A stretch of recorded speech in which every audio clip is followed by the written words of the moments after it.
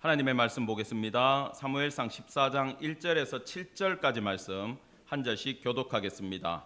하루는 사울의 아들 요나단이 자기의 무기를 든 소년에게 이르되 우리가 건너편 블레셋 사람의 부대로 건너가자 하고 그의 아버지에게는 아뢰지 아니하였더라.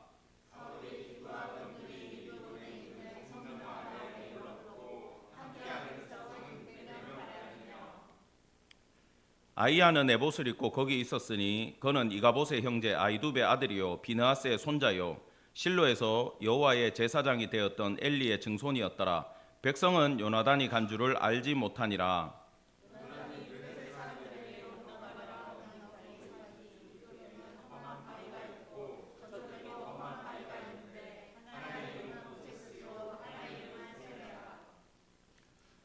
한 바위는 북쪽에서 믹마스 앞에 일어섰고 하나는 남쪽에서 게바 앞에 일어섰더라.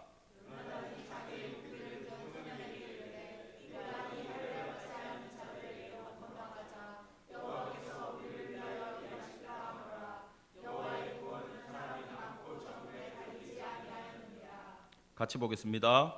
무기를 든 자가 그에게 이르되 당신의 마음에 있는 대로 다 행하여 앞서 가소서. 내가 당신과 마음을 같이하여 따르리이다. 아멘. 오늘 말씀의 제목은 사울의 죄와 요나단의 죄입니다. 사울과 요나단의 행위를 여러분들은 잘 비교하면서 오늘 말씀을 듣기를 바랍니다.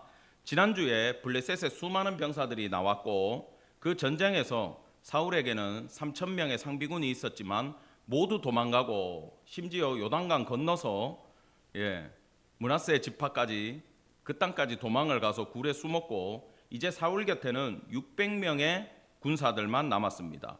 그래서 사울은 마음이 다급했어요.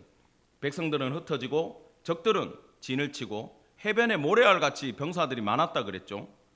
그 조급함 때문에 해서는 안 될 일을 했습니다. 하나님의 영역을 넘어서서 자기가 제사를 드렸고 그 일로 말미암아 사무엘에게 준엄한 책망을 받고 왕의 나라가 길지 못할 것이라. 얼마나 충격이었겠어요.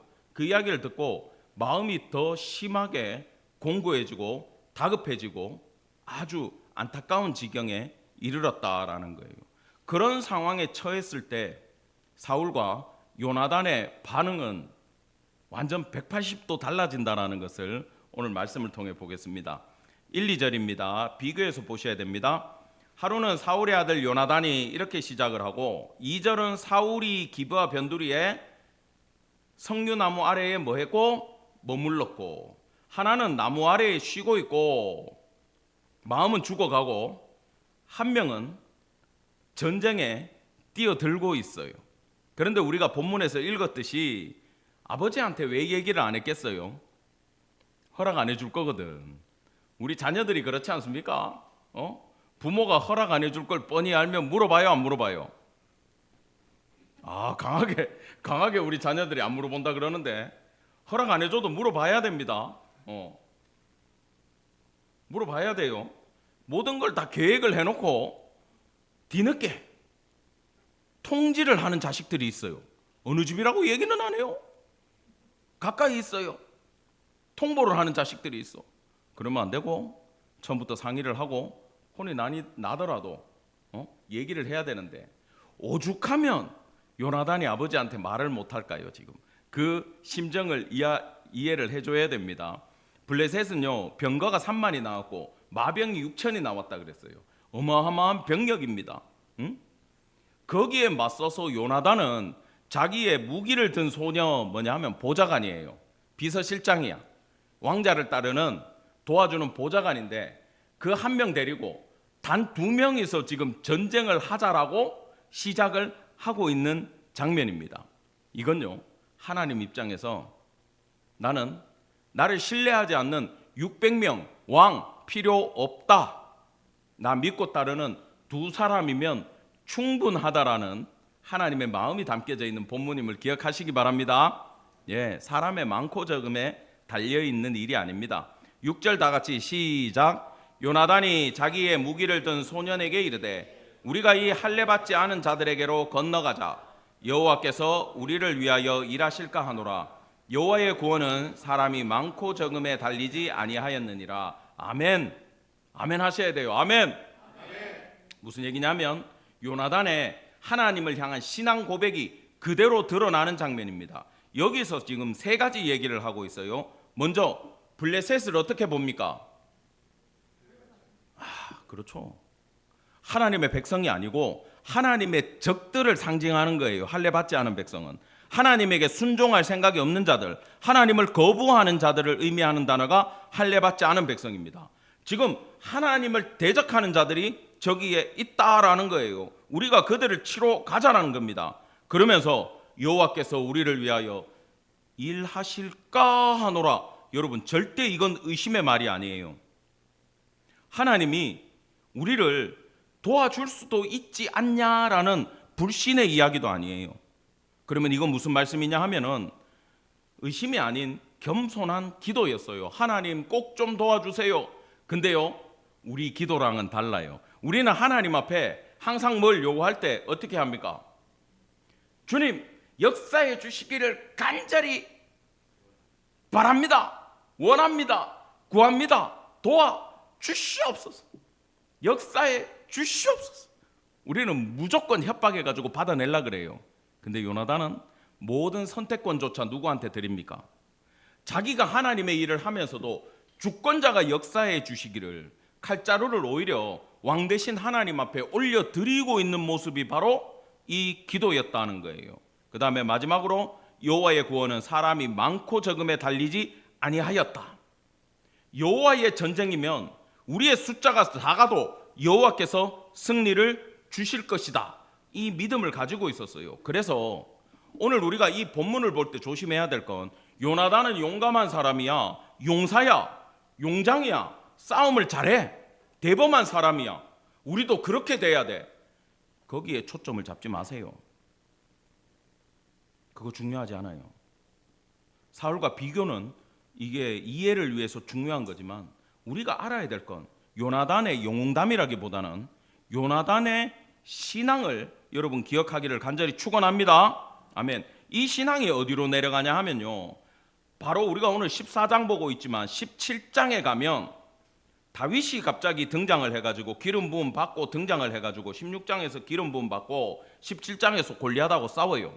거기에 그의 고백을 보면은 똑같은 이야기를 해요. 주의 종이 사자와 곰도 쳤은즉, 이건 사울 앞에서 하는 얘기요. 하나님의 군대를 모욕한 이 할례받지 않은 블레셋 사람이리까.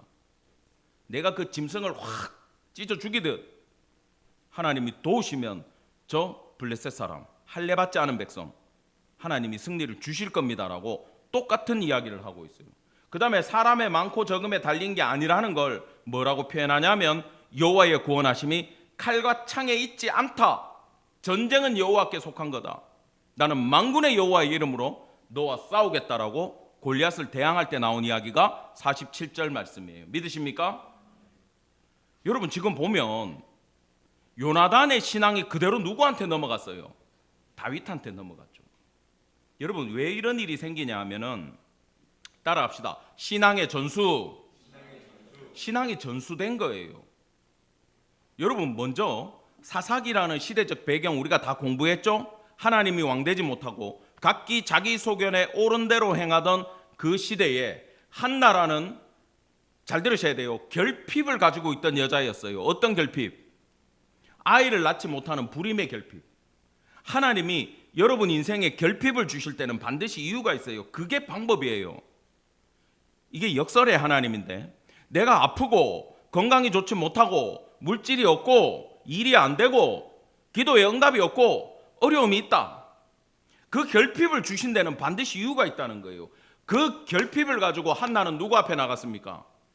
분인나 때문에 울면서도 속이 상하면서도 그는 기도를 놓치지 않았어요. 성전에 가서 한나가 부르짖고 통곡하고 기도할 때 결국 한나는 그래 네 눈물을 보고 내가 아들을 줄게였어요? 아니에요. 따라합시다. 한나는 하나님의 마음을 알았다. 하나님이 왕되지 못하던 시대에 그 답답한 하나님의 심령이랑 애를 못 낳아가지고 답답한 자기 심령이 똑같았던 거야. 이해가 되세요? 결핍을 통해 아픈 하나님의 마음을 알고 하나님 아들 주십시오. 그 아들 다시 하나님이 사용할 수 있도록, 그 답답함 풀리게 하나님의 말씀이 다시 왕이라고 선포될 수 있도록 내 아들 드릴 테니 하나님 마음껏 사용하시고 하나님의 답답한 가슴을 풀어주세요. 그래서 사무엘을 돌려드렸던 거예요. 믿으십니까? 그 아들이 사무엘이 성장해서 여호와의 말씀이 희귀한 시대에 여호와의 말씀을 선포하고 단에서 브엘세바까지 하나님의 말씀이 전파되자 어떤 사람이 나와요? 요나단과 같은 왕자가 나오더라는 거예요. 여호와를 왕으로 모시던 사람이 나왔다라는 거예요. 그 신앙이 선포되는 그때에 모두 다 도망가고 왕조차도 무너지는 시대에 왕자 하나가 하나님을 왕으로 생각하고 신뢰하고 자기 목숨을 가지고 하나님의 전쟁을 행하더라는 거예요. 여러분, 그 신앙이 누구한테 내려갔습니까? 사무엘을 통해서 여전히 다윗에게 전수되었고, 다윗이 참된 이스라엘을 세우며 그 후손으로 누가 오십니까? 예수님이 오시는 거예요. 그래서 성도는요, 답답한 가지고 주님 앞에 나가는 거 중요하고 응답받고 해결되는 것도 중요한데 무엇보다 그 깨달은 은혜를 전달하는 성도 되기를 간절히 축원합니다. 안 들어도 상관없어요. 전파하셔야 돼요. 지금 한 나라에 신앙이 전수된 사람이 우리가 아는 사람 누구 있어요? 2명 있어. 놀라운 일이에요. 믿음의 숫자는 많지 않습니다. 그러나 하나님의 일은 사람의 많고 적음에 달리지 않았음을 기억하기를 간절히 축원합니다. 아멘. 7절입니다. 무기를 든 자가 그에게 이르되, 나는 이 사람이 더 멋있는 것 같아. 당신의 마음에 있는 대로 다 행하소서. 앞서가소서. 내가 당신과 마음을 같이 하여 따르리다. 이게 원문이요. 하나님이 다윗을 부를 때 뭐라고 부릅니까? 그는 내 마음에 합한 자다 그러죠. 내 마음에 맞는 자다라는 이 맞다라는 말은 합했다라는 뜻을 가지고 있어요. 저는 이거 옛날 번역이 나은 것 같아. 근데 그 단어랑 당신과 마음을 같이 하겠다는 거랑 여러분 똑같은 뜻이에요. 이게 사무엘에 9번 나와요. 이 이야기가. 하나님이 원하는 사람이 누군지 알겠죠? 요나단 당신과 마음을 합하겠습니다라고 하는 그 부관을 바라볼 때 하나님의 마음이 어땠을까? 그래, 바로 그 자세야. 그 자세로 나를 따라야 돼. 이제 동일한 신앙인이 몇 명 됐어요? 3명 됐어. 사무엘 빼고도 이제 3명이야 벌써. 전파되기 시작하는 거예요. 여러분, 근데 이 자세는요, 일종의 신앙의 선포고, 우리가 믿으십니까? 할 때 뭐라고 대답해요? 아멘. 아멘이시요 충성된 자, 예수 그리스도의 별명이잖아요. 동일하게 아멘이 충성이라 그랬어요. 기억하십니까? 예? 지금 이 보좌관은 요나단의 선포 앞에 여호와의 전쟁을 선포했잖아요. 저 할례 받지 않는 백성하고 싸운다 그러니까 하나님이 전쟁하시면 요나단 혼자 가서도 이겨. 나도 거기에 마음을 합해가지고 같이 갈게요. 아멘. 군인으로는 뭐예요? 충성, 경례를 지금 딱 올리는 거 아닙니까? 여러분, 우리가 하나님의 사역에 저를 따르라는 게 아니고 예수 그리스도의 말씀에 아멘으로 충성하는 성도 되기를 간절히 축원합니다. 예, 이런 신자들이 돼야 돼요. 여기에는 믿음의 용기가 필요하지만 믿음의 용기라는 게 나도 신앙으로 한번 해봐야지 각오가 아닙니다. 다윗이 골리앗하고 싸우러 갈 때 하나님과의 뭐가 있었어요? 관계성 안에서 그를 신뢰하니까, 신뢰가 먼저 만들어져 있는 상황에서 전쟁을 접하니까 내가 싸우겠다라고 한 거지, 갑자기 삘 받아가지고 내가 쟤하고 싸울게요 한 게 아니에요. 아시겠어요? 준비돼야 된 거는 헌신, 각오, 충성, 교회에서 봉사시키고 일시키고 뭐 할 때 아멘 하세요, 나가서 안내하고 청소하고 밥하고, 그게 아니에요. 여러분, 준비되어야 될 충성은 뭐다? 믿음임을 기억하기를 간절히 바랍니다. 이 믿음은 하나님과의 관계성에서 나옵니다. 여러분, 이렇게 요나단에게 이 보좌관이 있었듯이 동일한 믿음으로 내 혼자라도 골리앗과 싸우겠다라고 나갈 때 다윗이 비록 도망자의 신분이지만 환난 당한 자들 400명이 남자들만 얘기하는 거예요. 다윗한테 붙어서 그를 도우면서 나라를 세워나갔고, 나중에 그 인원이 600명이 되고, 나중에 남유다가 돌아오고, 나중에 전쟁 없이도 북이스라엘까지 다 통일할 수 있었습니다. 그것은요, 사람들이 뭘 보고 따랐겠어요? 다윗의 하나님을 향한 믿음을 보고 따른 거지. 여러분, 다윗이 도망 다닐 때 나 저 고향에 우물물 시원한 거 한 모금 먹었으면 좋겠다. 그러니까 용사들이 목숨 걸고 밤에 블레셋 진지까지 들어가지고 물 떠온 거 기억나요, 안 나요? 말이 돼요, 그게? 그 친구들 왜 갔어요? 하나님의 일이야? 다윗이요, 병사들이, 자기 장군들이 목숨 걸고 떠온 물을 못 마셔요. 왜? 그들이 물을 떠온 행위는 1차적으로는 나에게 욕구를 충족시켜주고 싶은 거지만, 나와 함께하는 하나님을 바라봤기 때문에 그들이 물들어 간 걸 알았어요. 그래서 그 물을 다윗은 마시지 않고 여호와께 부어드렸음을 기억하시기 바랍니다. 여러분, 내가 회사에서 리더십을 발휘하고 싶다, 가정에서 리더십을 발휘하고 싶다, 친구들 사이에서 내가 리더십을 발휘하고 싶다, 그런 성격들 있잖아요, 그죠? 이런 분들은 다른 거 보여주지 말고 내가 하나님과 함께하는 사람이야, 그 믿음을 보여주면 사람들이 따른다는 것을 여러분 기억하기 바랍니다. 아멘. 자, 이제 진도를 좀 나가야 돼요. 8절부터 11절까지 내용입니다. 요나단이요, 지금 싸우러 가자 그래 놓고 한판 붙는데 하나님한테 표징을 구해. 표징은 따라합시다. 믿는 자에게는 구원, 믿지 않는 자에게는 심판. 이렇게 갈라지는 게 표징이에요. 내 믿음을 충족하기 위해서 뭐 그런 거 아니에요. 딱 갈라져야 돼, 구원과 심판으로. 그걸 보여주시는 게 표징입니다. 요나단이 이거 해석 잘못했으면 전쟁에서 져요. 그는 지금 어려운 질문을 하나님 앞에 드리는 거예요. 하나님, 둘이서 싸우러 가는데 내가 겁나서 그러는 거 아니에요? 근데 이게 하나님의 전쟁이 맞는지 안 맞는지 저에게 보여주세요. 적들에게 우리가 얼굴을 딱 보이면 뭐야 이것들 그러면서 우리를 쫓으러 오는 게 당연하잖아요. 그러면 이 전쟁은 내 착각인 줄 생각하겠습니다. 그런데 그들이 컴온 올라와, 보여줄 게 있어, 유혹을 해서 우리 보고 오라 그러면 하나님이 우리를 그들에게 보내는 줄 요렇게 기억하면 쉽죠. 오라 그러면 가잖아. 이건 전쟁하라는 건 줄 알고 한판 붙겠습니다, 이렇게 기도를 하고 나간 거예요. 이게 우리의 표징이 되겠다라고 얘기한 거예요. 근데 11절 다 같이 시작. 둘이 다 블레셋 사람에게 보임에 블레셋 사람이 이르되 보라, 히브리 사람이 그들이 숨었던 구멍에서 나온다 하고. 아니야, 지금 바위를 기어 올라가서 보여준 거예요. 근데 굴에서 나오는 줄 알았어, 걔들이 생뚱맞게 나오니까.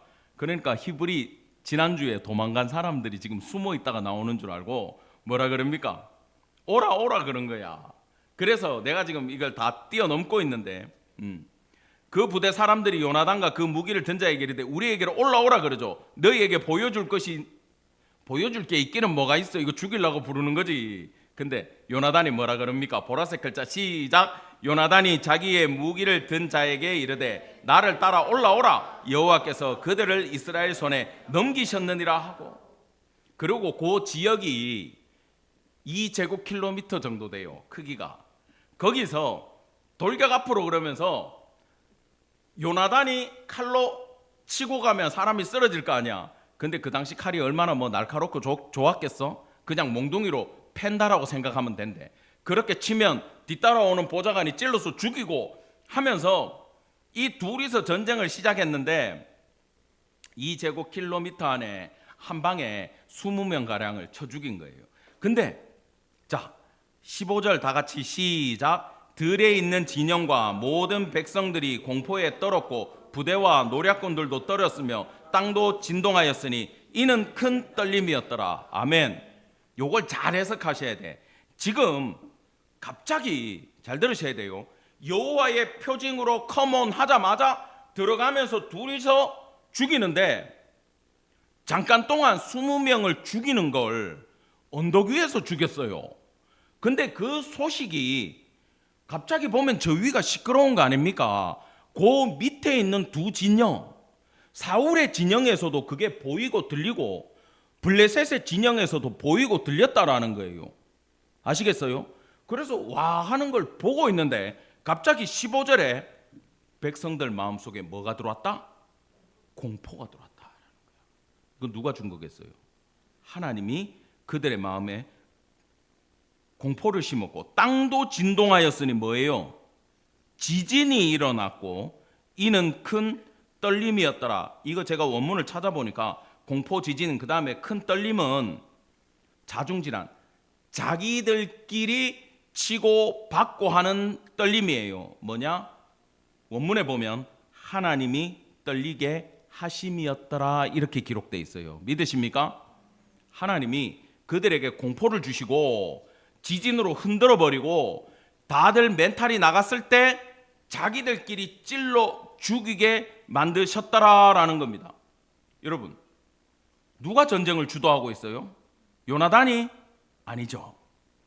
하나님이 준비된 자들을 사용하셔서 용기를 주시고 그들이 치고 나갈 때 하나님이 뒷감당을 다 해주신 사건임을 기억하시기 바랍니다. 전쟁은 여호와께 달려있는 게 맞잖아요. 하나님 많이 필요 없어요. 하나님과 마음을 같이 해서 달려나갈 수 있는 사람 한 명이라도 하나님은 그 사람을 통해 세상을 바꿀 수 있음을 기억하기를 간절히 축원합니다. 그 믿음의 용장들이 여러분들 중에 나오기를 간절히 원합니다. 아멘. 이 소식을 사울의 군대가 들어요. 지금부터가 핵심이야. 16절 베냐민 기브야에 있는 사울과 파수꾼이 바라본즉 허다한 블레셋 사람들이 무너져 이리저리 흩어지는지 지진 나면서 갑자기 자기들끼리 쓰러지고 죽고 난리가 났어요. 사울이 야 누가 갔어? 저기서 전쟁이 일어났는데 누구지? 찾아보니까 누가 없어요. 아들하고 부관이 없어졌어.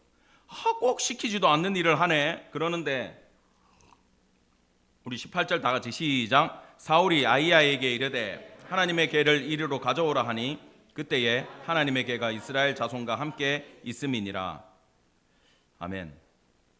지금 사울이 대제사장, 그 당시 대제사장이 아히야인데 엘리의 증손자예요. 비나스의 아들이고 비나스의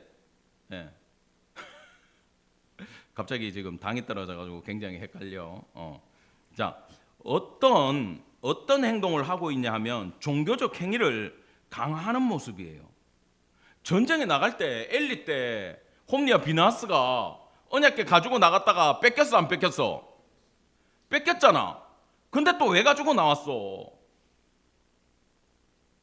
정조 할아버지 때 있었던 그 사건, 할아버지 때 있었던 그 사건 기억나요 안 나요? 나잖아. 근데 그걸 전쟁터에 왜 가지고 왔어 또? 그거 있어야 이기는 줄 아는 거야. 수준이 똑같아요. 지금 이건 어떤 모양이냐 하면 한번 따라합시다.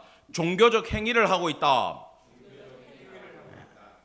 사울이 마음이 아까 어땠다 그랬죠? 전쟁 시작하기 전에 마음이 급했다 그러죠. 궁급했어요. 초라하기 짝이 없어요. 하나님한테 버림받았어요. 그런데 이걸 지금 왕이 되고 그 자리를 맛본 자로서 하나님한테 쫓겨났다는 얘기를 사람이 알면 안 되니까 더 종교적으로 위대한 척을 지금 하고 있는 겁니다. 겉으로. 그래가지고 지금 부른 거예요. 제사장, 언약궤 다 가지고 와라. 에봇 가지고 와라. 70인역에 보니까 에봇도 지금 가지고 와가지고 전쟁에서 하나님의 뜻을 물을 준비까지 다 하고 있었어 얘들이. 근데 지금 사울이 변질되고 있어요. 이걸 아셔야 돼. 그 치명적인 몰락의 선포를 듣고 네 왕권이 길지 못하고 자기 마음에 합한 자를 세울 거라는 얘기를 듣고 버려지고 나서 떨리는 마음으로 그 자리에서 엎드리고 회개하고 하나님 살려주세요 해야 됨에도 불구하고 남들이 나를 어떻게 볼까? 백성들이 나를 버리면 어떡하지? 그것만 지금 막 빠져가지고 더 종교적인 모습을 점점 강화하고 있어요. 여러분, 우리가 이 부분을 조심해야 돼요. 하나님 앞에 성도는 정직할 줄 알아야 돼요. 내가 내 위치가 있는데, 내가 목사인데, 내가 장로인데, 그거 생각하면서 힘든데도 안 힘든 척, 믿음이 떨어졌는데도 있는 척. 여러분, 하나님 앞에는 어때야 된다고요? 솔직하고 정직해야 돼요. 안 되면 안 된다 그러고, 기도가 안 돼요 주님 도와주세요. 오늘 지나면 여러분 다 기도 되게 제가 만들어 드릴게요. 그럼에도 불구하고 사울은 가면 하나 쓰고 그래도 안 가려져, 모자 하나 쓰고 그래도 안 돼. 그리고 오늘 비 오는 날처럼 우산까지 뒤집어 쓰고 자기의 초라한 모습을 하나님한테 가리고 있어요. 자, 24, 25절 다 같이 시작. 이날에 이스라엘 백성들이 피곤하였으니 이는 사울이 백성에게 맹세시켜 경계하여 이르기를 저녁 곧 내가 내 원수에게 보복하는 때까지 아무 음식물이든지 먹는 사람은 저주를 받을지어다 하였음이니라. 그러므로 모든 백성이 음식물을 맛보지 못하고 그들이 다 수풀에 들어간즉 땅에 꿀이 있더라. 주여. 여러분, 전쟁은 우리가 안 해봐가지고 여러분들 다 얼마나 힘들고 배고픈지 잘 모르시겠지만, 군생활 할 때 저기 뭐 북한군하고나 한번 저기 교전을 한번 붙어본 군인들이 있습니까 여기? 저는 갈 뻔했어요. 제가 말년 때 제대가 한 달 남았는데 강릉 잠수함 사건 아세요? 그게 내 말년병장에 탁 사건이 걸렸어. 나는 군생활을 하면서 내한테 실탄을 그렇게 많이 준 걸 나는 처음 들어봤어요. 저는 알죠, 의무병이었던 거. 거기다가 군종까지 했어. 보직 중에 꿀보직. 서울에서 얼마나 좋았는데. 호텔 생활했어요. 부대 안에 분수 있는 부대 있습니까? 없죠. 여군하고 같이 생활 안 해봤죠? 나는 가운 입고 군생활했어요. 근데요, 잠수함이 넘어가지고 진돗개 하나가 발령이 됐어. 이건 곧 전쟁이래. 근데 나는 그 1급 공문을 부대 앞에 당직사령이 봉투를 던지고 가는 거 처음 봤어. 원래 담당자 만나서 전해줘야 돼. 얼마나 급했든지 그거 던져주더라고. 전부대 완전군장, 전투준비, 얼굴 새까맣게 칠하고 총알, 수류탄 훈련소 이후에 자대에서 수류탄 처음 받아봤어. 그 다음에 손톱 깎고 머리카락 뽑아서 봉투에 넣고 이름 적어가지고 집에 붙일 거래. 뭐예요? 유전자 나중에 죽고 나면 대조하겠다는 거잖아. 그게 유언장이야. 그까지 갔어 우리가. 그러더니 결국 이제 서울까지는 못 넘어와가지고 전방에 있던 내 친구는 실제로 출동해가지고 삶과 죽음의 경계를 제대 한 달 앞두고, 우리 김익태 병장은 그때 목숨을 걸고 쫓아다녔는데 내 친구들은, 저는 그래도 서울에 있어가지고 무거운 총알만 들고, 야 진짜 허리가 아프더라. 그거 차니까. 처음 경험해봤어요 그런 걸. 근데 밥을 안 줘. 왜요? 취사병들이 식당 안 돌려. 왜? 전투 준비하고 있어. 언제든 움직여야 돼. 그 전투식량 주는 거야. 말년병장에 그 전투식량 어떻게 먹어? 맛없어가지고. 한 끼 굶고 두 끼 굶고 하다가 세 번째 내가 저녁 때 돼가지고 결국 먹었지 그걸. 여러분, 4시간 한다고 한 끼 굶으면 힘들어요 안 힘들어요? 힘들지. 거기다가 목숨을 걸고 싸우는 사람들은요 힘들어가지고 손이 벌벌벌벌 떨려요 지금.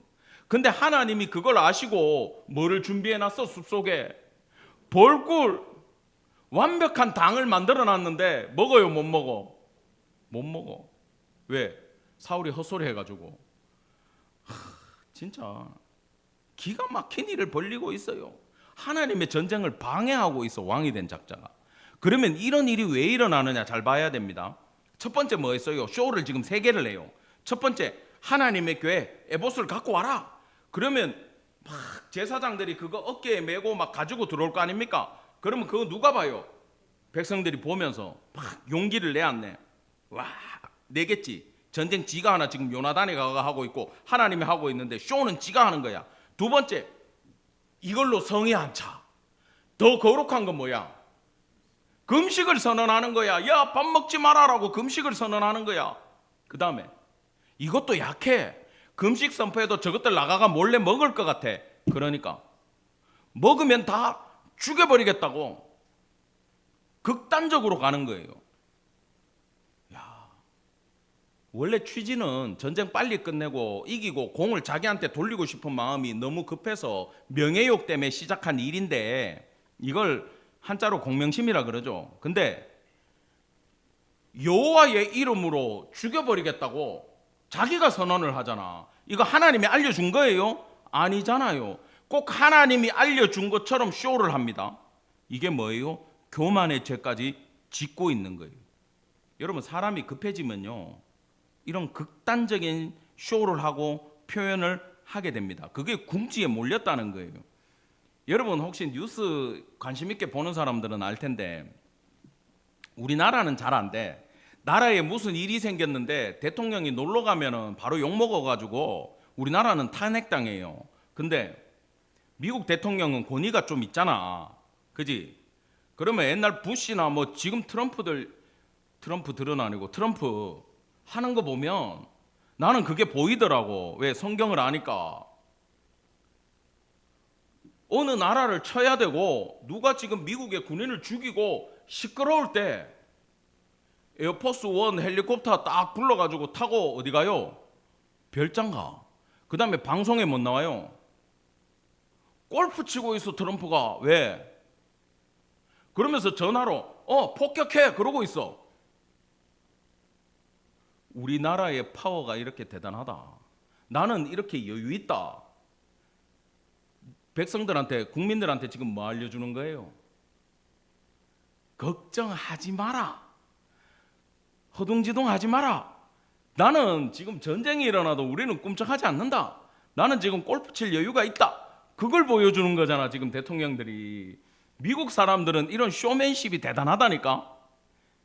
그래서 내가 다 찾아보니까 그 걸프전 일으킬 때 부시부터 그 짓을 했어. 놀러 다녔어 그때. 왜요? 이 공화당 특징인데 보여주는 거야. 사울이 딱 그 짓을 하고 있어요. 급하니까 극단적인 지금 종교 행위로 거룩을 강조하고 있는 지경입니다. 사랑하는 성도 여러분, 근데 이 사울의 마음이 우리가 솔직히 이해가 가요, 안 가요? 가죠.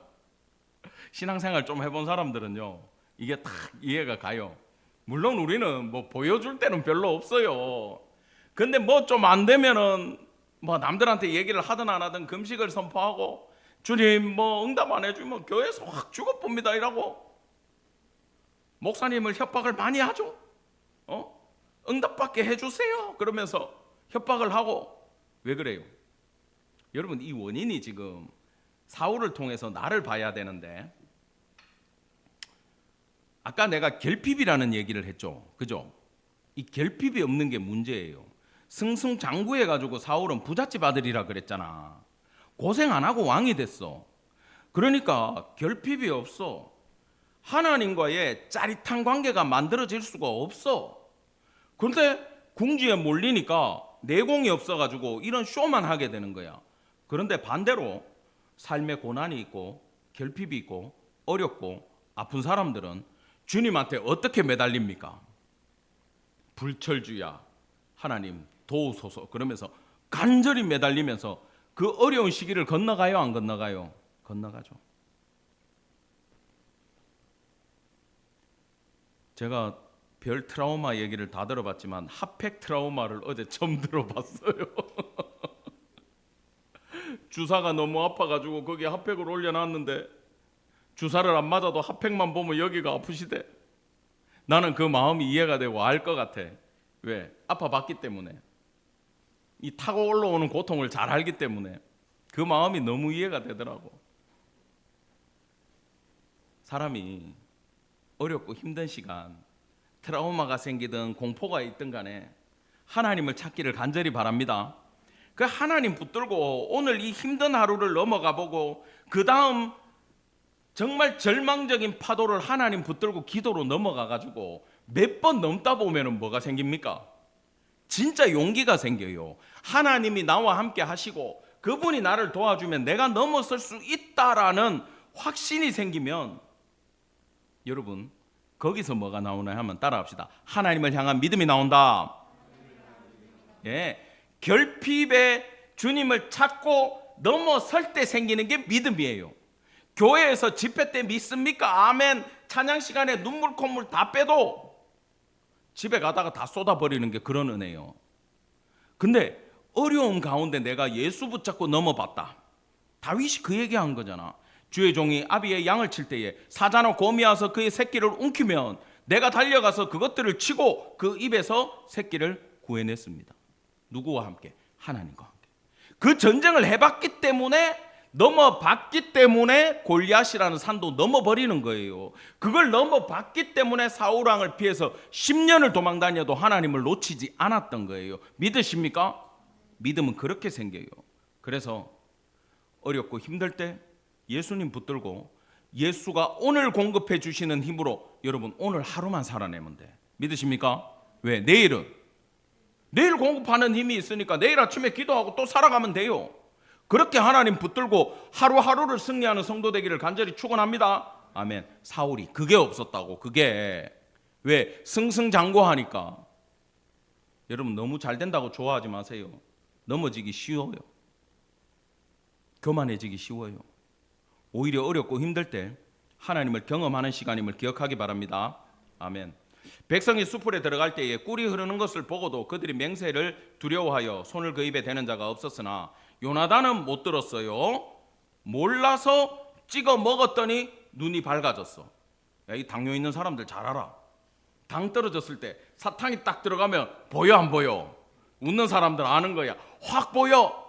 요나단이 당뇨는 없었겠지만 전쟁 가운데 너무 힘들었는데, 야, 포도당 딱 때리니까 어떻게 돼? 눈이 팍 하고 떠지더라.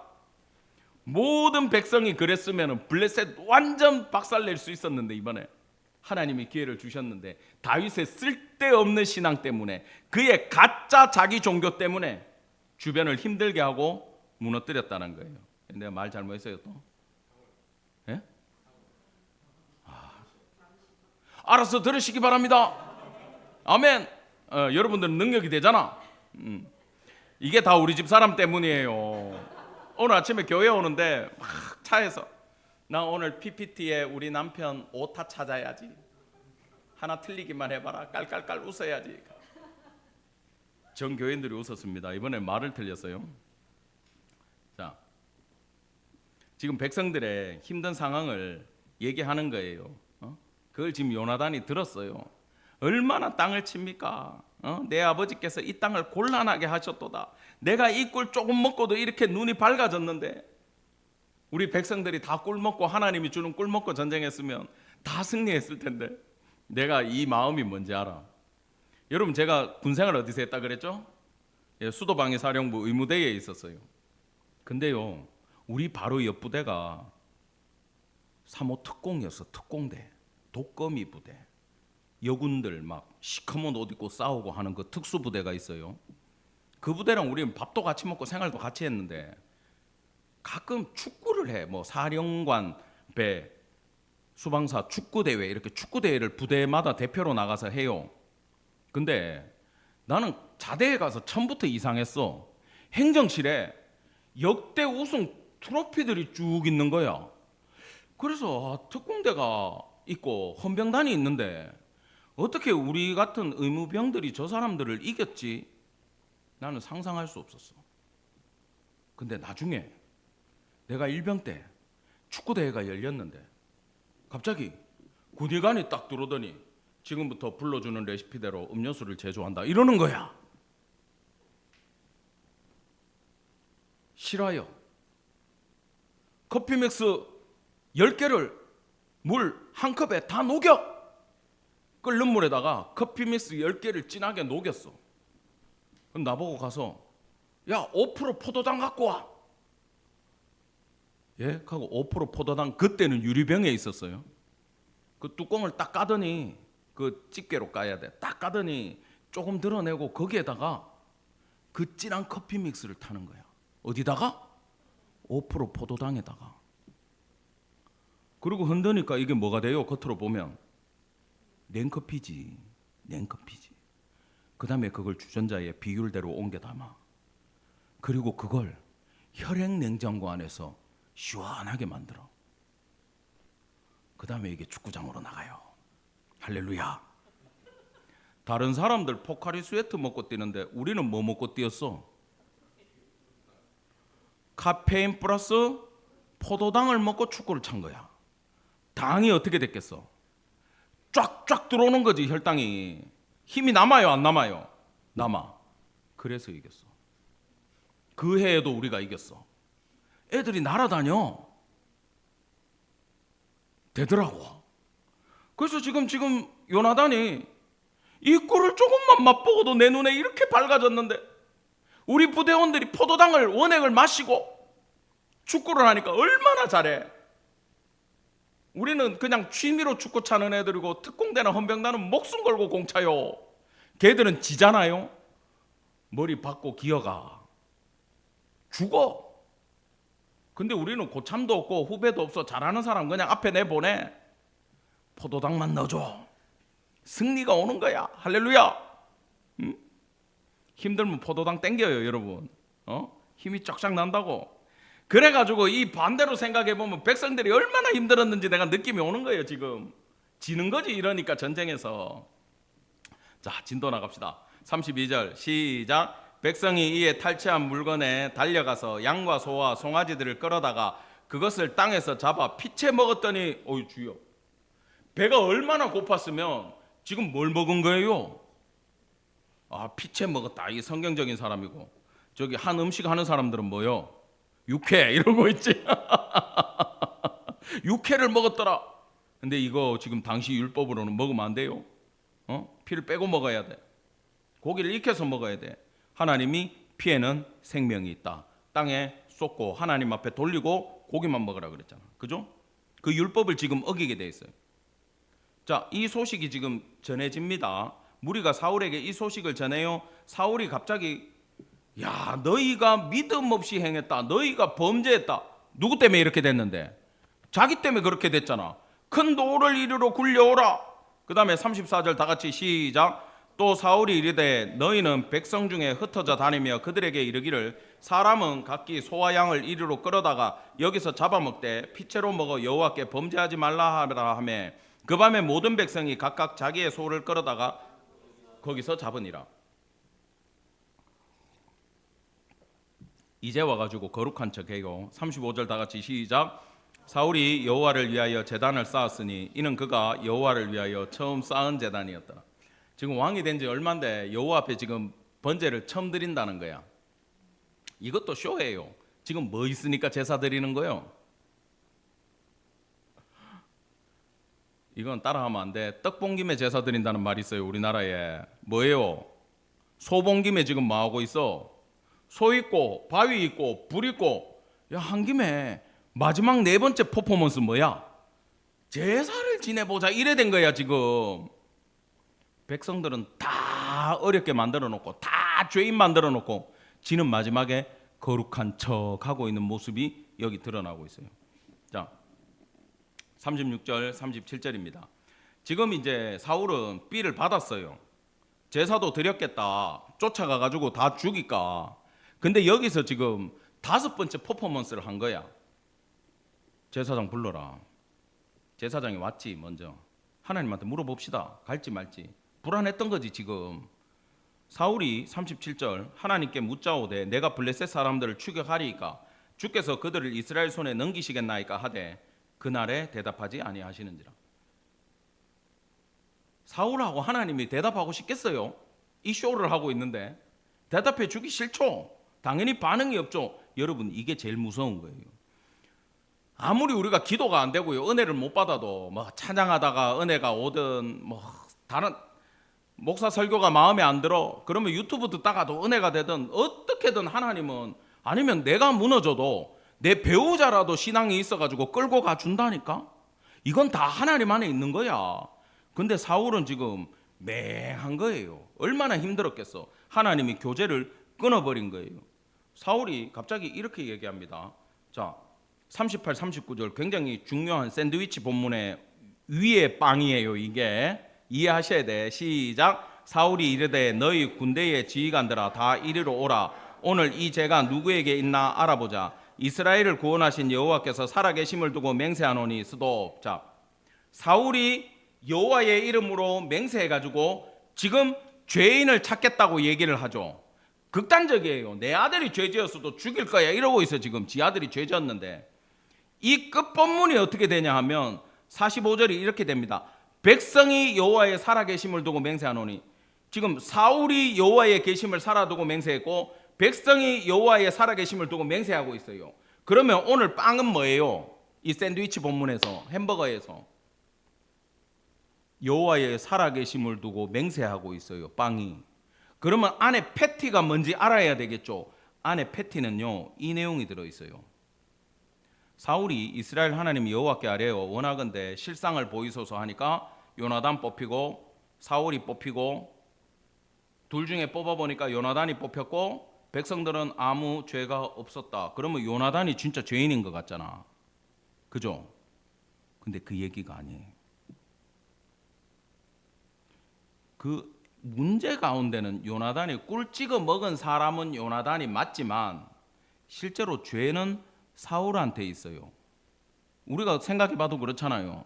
그걸 왕으로 뽑았던 백성들이, 사울 왕이라고 박수치고 투표했던 백성들이 백성들 입으로 왕의 권위를 말살시켜 버리는 게 핵심이에요.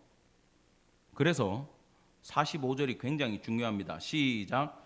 백성이 사울에게 말하되 이스라엘의 이 큰 구원을 이룬 요나단이 죽겠나이까? 결단코 그렇지 아니하니이다. 여호와의 살아계심을 두고 맹세하옵나니 그의 머리털 하나도 땅에 떨어지지 아니할 것은 그가 오늘 하나님과 동역하였음이니이다 하여 백성이 요나단을 구원하여 죽지 않게 하니라. 아멘. 백성들 의리 있다. 지금 그 본문이 아니에요. 백성들이 지금 뭘 본 거예요? 전쟁 때 하나님의 영이 요나단에게 임해가지고 요나단이 전쟁을 하는 걸 봤어. 아까 다윗과 하나님이 함께 하시니까 그 부하들이 목숨 걸고 물 떠갖고 왔다 그랬죠. 똑같은 지금 백성들이 생긴 거야. 요나단은 하나님의 사람이고 하나님이야 지금. 근데 그를 죽이겠다고? 말이 돼? 네가 왕하지 마. 지금 그 얘기예요. 이 얘기는 요나단이 자격이 있구만. 니는 지금 극단적인 종교적인 퍼포먼스를 하다가 우리 전쟁 못하게 한 거는 다 네 죄야. 요나단이 꿀찌고 먹은 거는 맞아. 그래서 오늘 제목이 사울의 죄와 요나단의 죄잖아. 요나단의 죄는 몰라서 지은 실수예요. 사울은 하나님을 모르는 폐역무도한 죄를 지었어요. 자기를 뽑아준 사람들한테 자기 권위가 박살나고 지금 날아가는 장면이 바로 이 본문이라는 겁니다.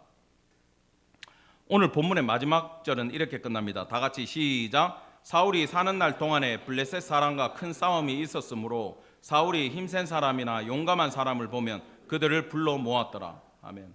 여호와의 전쟁은 사람의 많고 적음에 달린 게 아닌데 사울은 온갖 싸움 잘하는 용사들을 보면 나를 따르라, 왕을 도우라, 나라를 세우자, 같이 가자 그러면서 모으고 있어요. 자기를 강화하고 우산을 계속 지금 사서 쓰는 격입니다.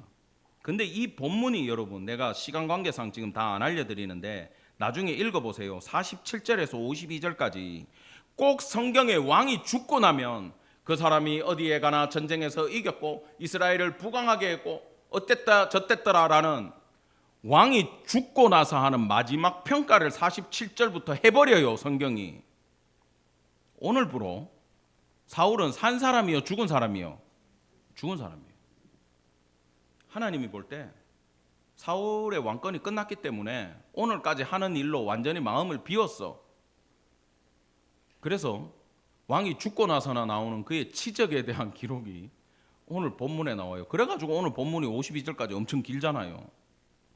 여러분 지금 하나님은 요나단의 실수를 통해 가지고 요나단의 용맹도 얘기하시지만 요나단의 실수를 통해서 사울 왕의 근본적인 실체를 드러내고 있는 본문이 오늘 14장임을 기억하기 바랍니다.